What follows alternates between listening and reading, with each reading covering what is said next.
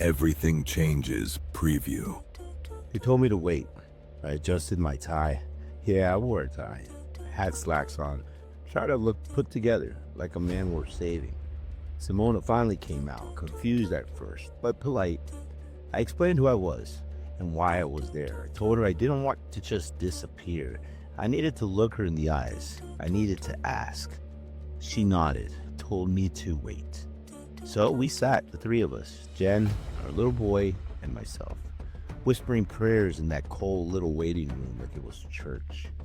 She came back and said, "Come with me." "Trust me." I looked at Jen, kissed my son's forehead. "We're here, baby," I said.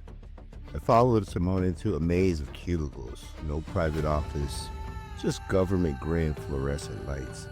I sat at her desk and explained everything. My final exams, my son's birthday, the life I was trying to hold together for just a little longer. She nodded, took notes, got up a couple times to ask someone for approval.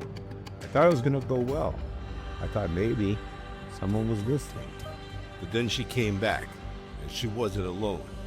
5 uniformed guards followed behind her like shadows, big guys, correction officers, stone-faced. Simona had a paper in her hand. She didn't look proud, she looked tired. "Mr. Jaramillo, She said, we just received a final notice from the Board of Immigration Appeals. Your appeal was denied. You now have a final order of deportation, and since you're already here, and we have no reason to believe you would have turned yourself in." She trailed off, but I knew what came next. She turned around and with authority said, "We're taking you into custody."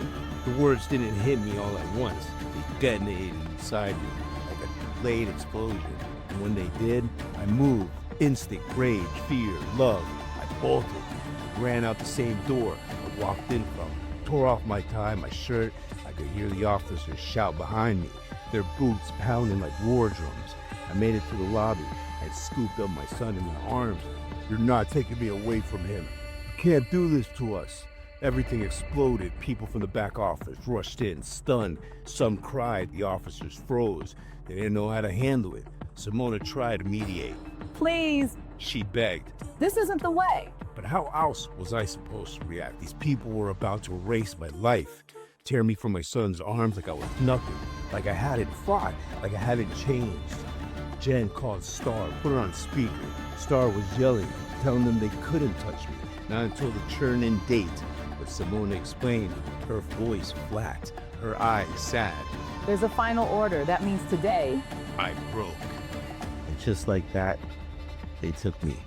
No music, no words, just the sound of the cuffs and the silence in their ears. Back into the hands of a machine that had no patience for redemption. Back into the darkness. Back into the house of pain. I was back in custody. Honra la tierra, reza al cielo, ama tus hermanos, levanta el pecho.